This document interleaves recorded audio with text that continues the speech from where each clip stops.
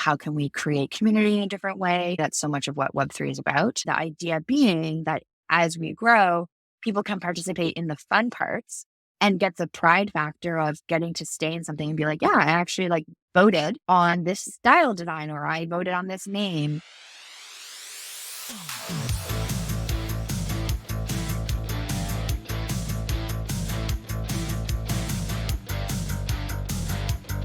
I found it interesting to explore how normal, very familiar kinds of businesses can incorporate blockchain technology, adding some new value or dimension to their business.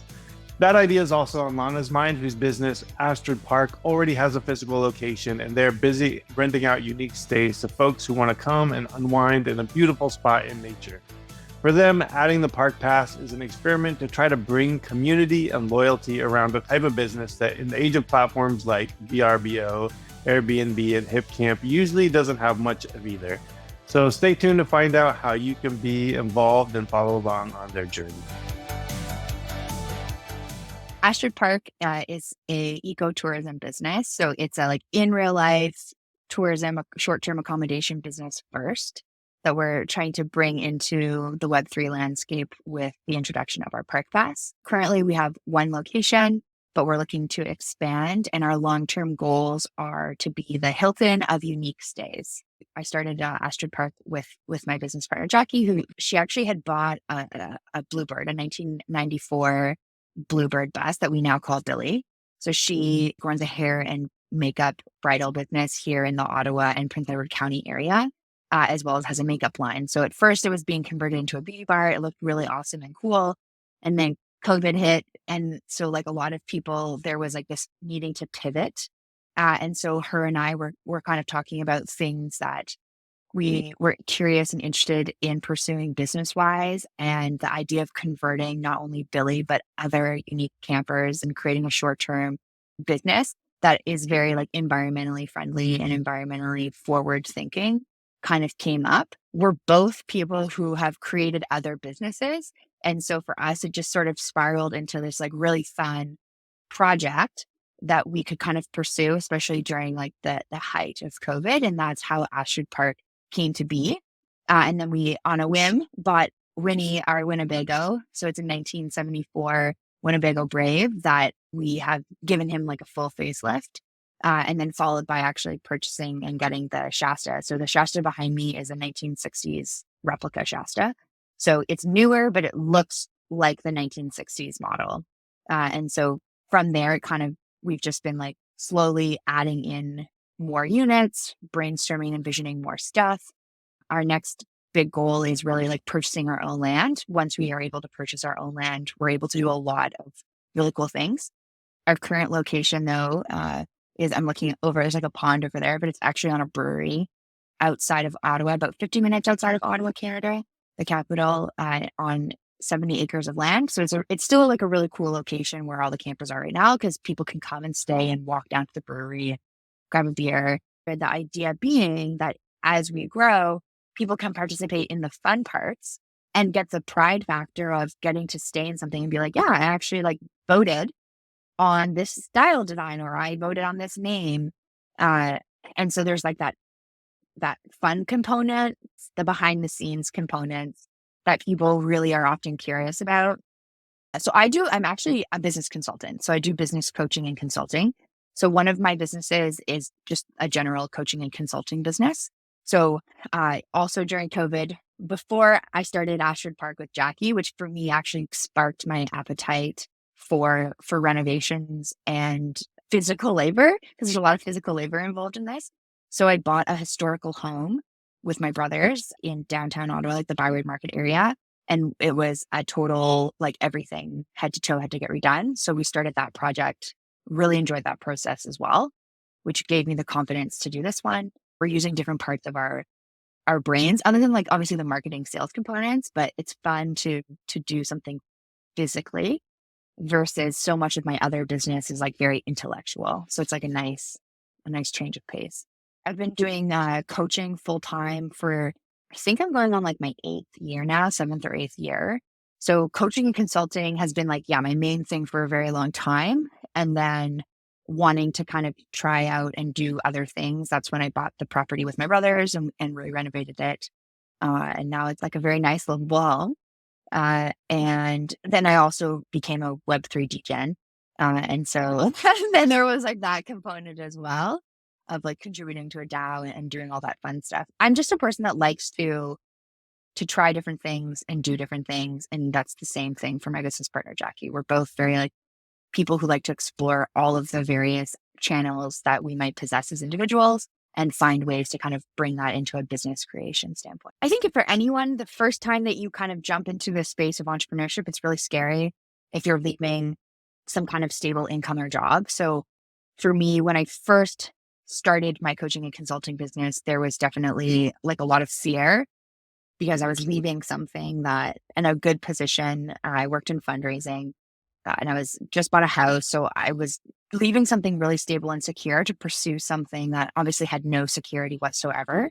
So that first kind of leap was definitely hard. And honestly, the hardest part with Astrid Park was that it was a very financially heavy, like upfront business.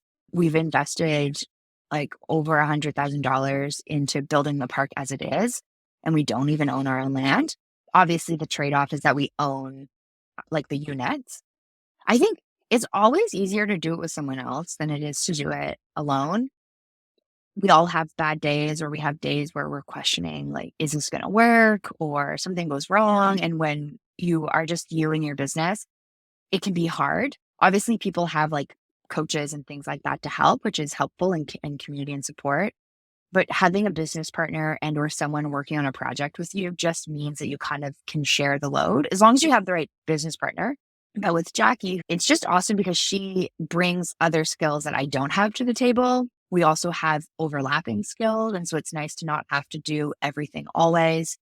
We were even laughing that thinking about how last year when we were bringing Billy in, because like we're on 70 acres. So it's not easy to get like a school bus tucked into the woods.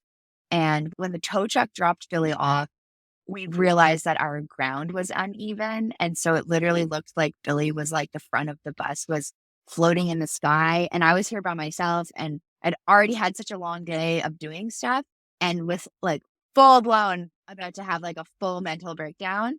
And I called Jackie, showed it to her, and she just started laughing and was like, we'll figure it out. Don't worry.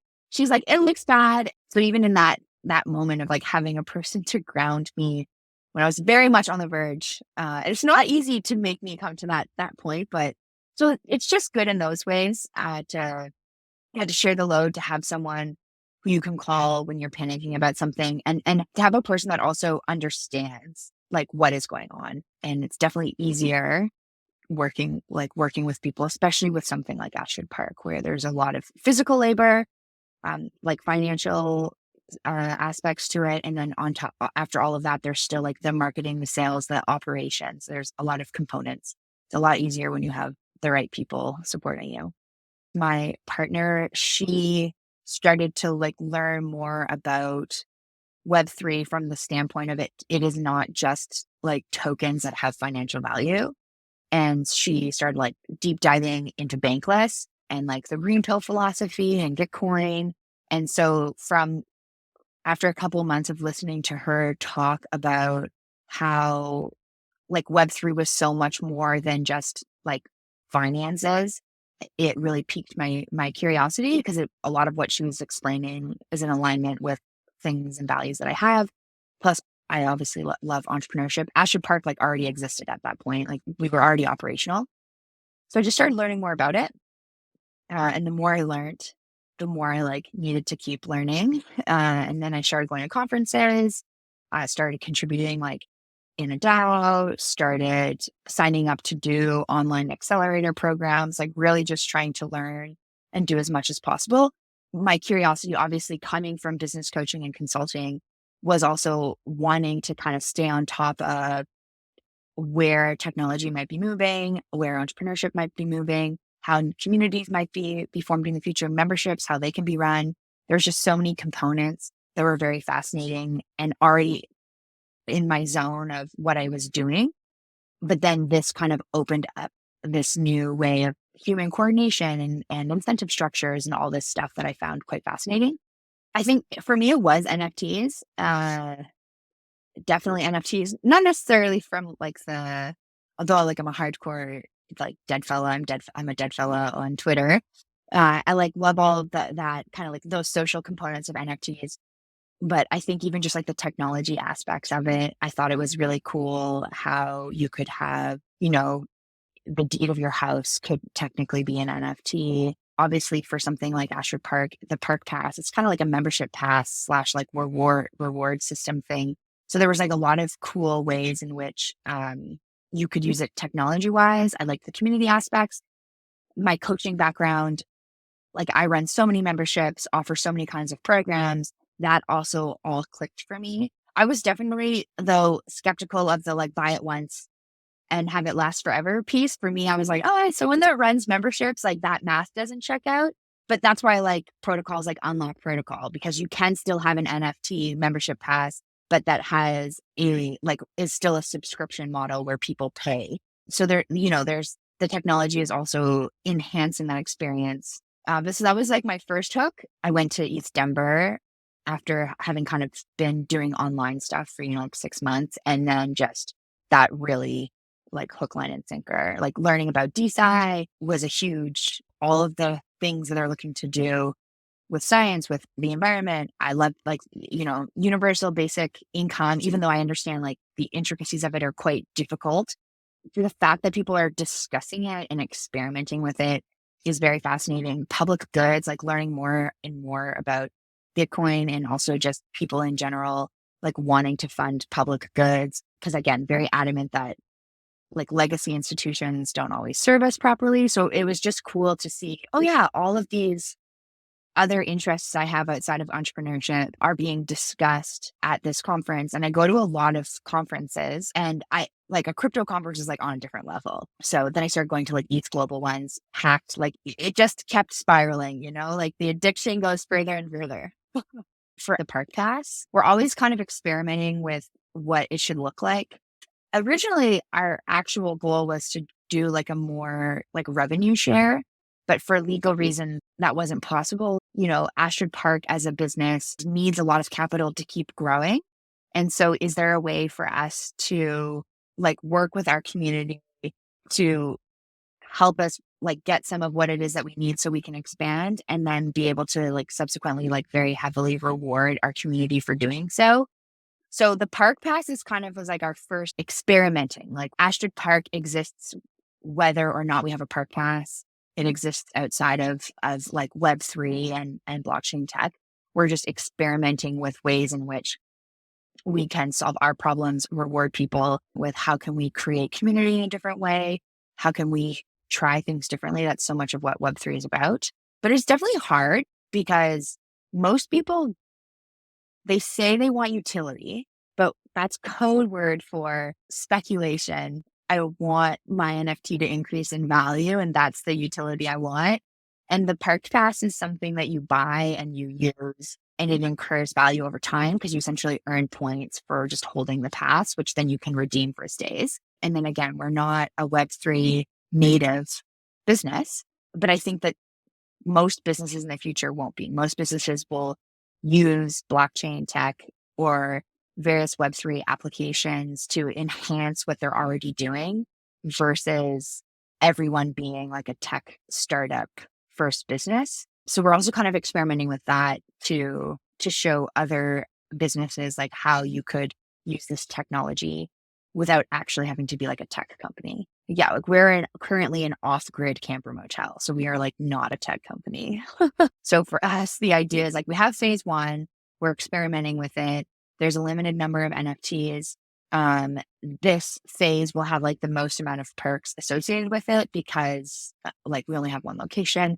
Obviously, as we grow, we were in Joshua Tree, like looking at land, like we're exploring buying land somewhere else. Our big goal for our park pass is to buy land in Tulum. And so we're looking though at how can we still expand in the interim of Tulum. So it's like a goal of ours for the future, but we're working towards. And so in the interim, we're like trying to find ways to buy like smaller areas of land that are still like very fun for people to want to go and visit and expand our park in smaller ways. So it's essentially people are paying upfront for a discount pass and for something that like they can exchange for free stays in the future, but for life, like it keeps incurring. We also like looked at the idea of like, again, Stevie, this is Stevie, like our Shasta, but maybe it's like, oh, for every new unit we buy, maybe there's like 5 like passes for that unit, and you kind of like own a share of that, like again, like a timeshare of that. And there can be like a revenue component to it. Or you just get a cool, like we can send you a 3D printed Shasta, and and you can help promote your thing and you get a kickback or something. Like there's infinite possibilities of what you can do. So what our park pass does is also kind of connected to like, what is that next step for us? You can have like the best plans in the world, but like it's not going to go that way. So for us, we're sort of trying to be nimble with what it is that we do. Yeah, we're not trying to do like a network state, decentralized city type of thing. There's still the aspects of it that the community has say on, but it's more in a where it's like fun for them versus like them having to do crazy amounts of heavy lifting.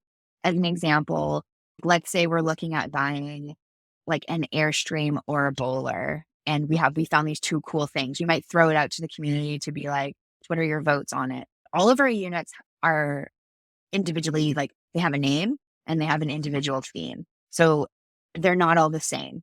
And so we are also looking at the co-creation aspect with their holders, but where it's just fun. Like everyone loves home renovation before and after. Everyone loves like thinking about how they would design a trailer if they had it. But again, it's a lot of time, it's a lot of money, and there's a lot of literal blood, sweat, and tears that goes into it. And so with Astrid, the idea being that as we grow, people can participate in the fun parts and get the pride factor of getting to stay in something and be like, yeah, I actually like voted on this style design, or I voted on this name. But the idea being you could have a park pass and there might be, in 15 years from now, hopefully there's like 25 locations and you can go and stay at one of our like many locations. We're not planning, at least as it is today, like our goal isn't to just be like one spot. Our goal is to kind of have spots all over. Obviously, like with the right like partnerships, we don't need to own all of our land. Our goal is to just own some pieces of our land, because then you can really invest in making it look and feel a certain way and kind of have like a flagship location. We're definitely open to the idea. So anyone listening, like if you're like, yeah, hit us up. And so with the right agreement and the right people, it would definitely be something where we could look at like leasing the land for a long period of time, having some type of profit share, co-ownership style stuff. Factors you look at: land, location, what kind of tourism is around it. But we're definitely open to like that experimentation with the right agreements in place, where some people have awesome land they want to use, which is again the agreement we have here. He has a really cool property. He runs the brewery, like he owns the brewery. He doesn't want to have a bunch of campers and things like that, but he wants them on his location. He just doesn't want to have to run them. So we're definitely open to that stuff as well for expansion. Right now, it's like nature, but in areas that have tourism. So again, that's why we're looking at land in Joshua Tree. But some of this stuff we are considering in the future is like, some of the properties we're looking at in Joshua Tree, they have cabins on them, like tiny cabins. You'd have like a clubhouse, and then you'd have the trailers. So, and that's why we say like unique stays. So we're definitely open to city. Just right now, nature is more the, I guess, kind of vibe for the units thing. And just like the connection to nature and, being more environmentally friendly. All those things are kind of a little easier in the country too. And we want to encourage people to kind of unplug when they come. But again, as businesses grow, as they change, like we're very open to where Astrid Park could take us. We found some properties we liked. So if anyone's watching this episode and you're into doing like a private financing loan, please hit us up because we found a property we really like. It's super cool. It's just hard. It would be hard even if we were American to get. And then you add in the Canadian component, but we don't give up easy. So we're playing around with our options. So last year was our first like full season. We're trying to upgrade our solar systems so that people can stay longer because we have very long winters. Our summers are a little bit shorter, so our seasons are shorter. But last year was our first full season, and then we were open for a couple months the year before. Like 99.999% of our business is still going to come from like non-Web3 related at this stage. Our focus, though, our goal is to as we grow Astrid Park, though, as a brand in Web3 for other stuff, it obviously opens us up to other kinds of community and other kinds of people. But we're still very much like at probably we're at like 0.01% of what is the potential when we lean further into it. So I'm excited for the possibility of what the Park Pass and like keep continuing to leverage blockchain technology for our growth. Short term, I'm not quite sure like what the impact will be. The hope is that long term it pays off. It just takes longer because it's so Web3 is so different. Versus obviously it's cabin creator DAO, like that stuff's like different, but most of Web3 you're like off-grid camper trailer motels, they're like what one token. And so it's just two totally different worlds. So we're trying to thoughtfully like intertwine them.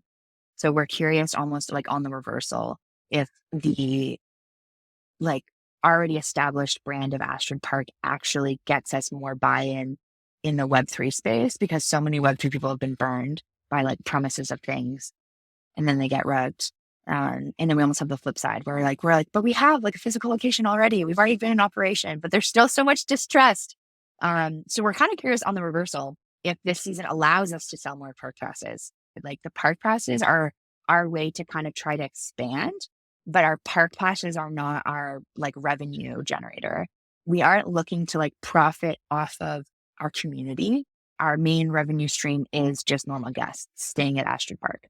And that's, I think, also what maybe makes us a little different. But again, that's part of the like murky waters we're trying to like play in and kind of figure out where to go and how it works. We're currently solar operated. We will need actual hydro for some things we want to do, but you can have a blend of solar and hydro. Right now we have like composting toilets, things like that. So we're trying to find ways to be environmentally friendly, but still offer really fun, unique tourist stays. And that's the idea too with our expansion and wanting to go to high tourist destinations. The idea is that tourism tends to like push out local communities. It tends to like gentrify the area. And so part of our stays is like people do live in trailers, but we're not taking someone's home and then turning it into like a vacation property. And we might buy a piece of land that has a house on it, but then we put all the trailers around it and that house just becomes like a clubhouse. So we're trying to be like mindful of how we operate and kind of how we expand. There's various things we're looking at just as a business to be socially conscious, value-wise for Jackie and I both. That is something that's important to us, like as human beings outside of being entrepreneurs, and being mindful of as we expand and how can we not just be people who move into a land and like prosper from it without giving back to it.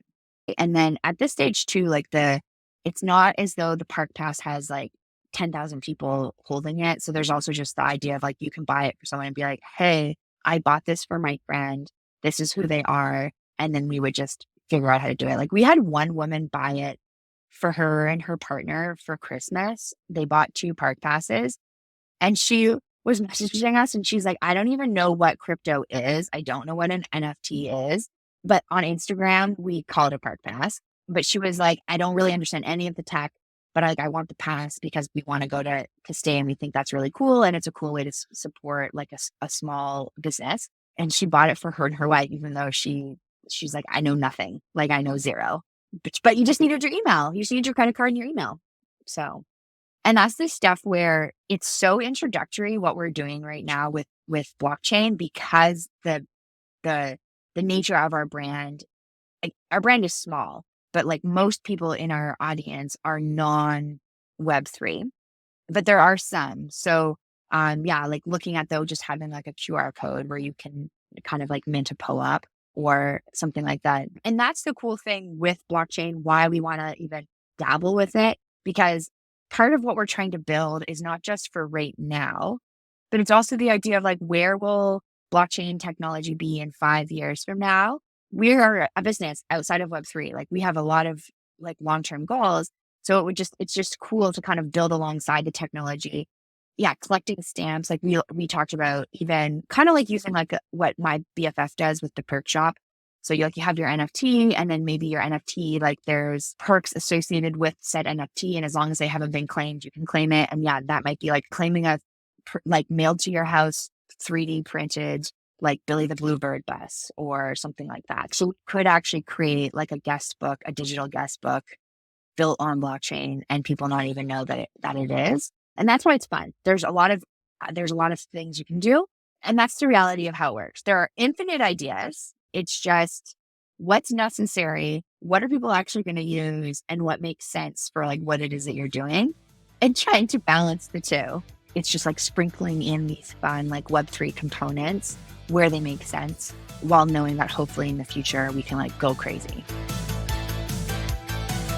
Definitely check out Astrid Park, especially if you are in the Ottawa area and want a cool place to stay, or if you are interested in the Park Pass and having some fun co-creating alongside them as they add new stays.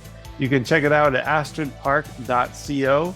And as Lana mentioned, they are really interested in expanding. So if you have any connections or expertise that could help with a land purchase or partnering with someone who already has land, definitely reach out to them. You can find out more at their website or connect on Twitter or Instagram. The links will be in the show notes.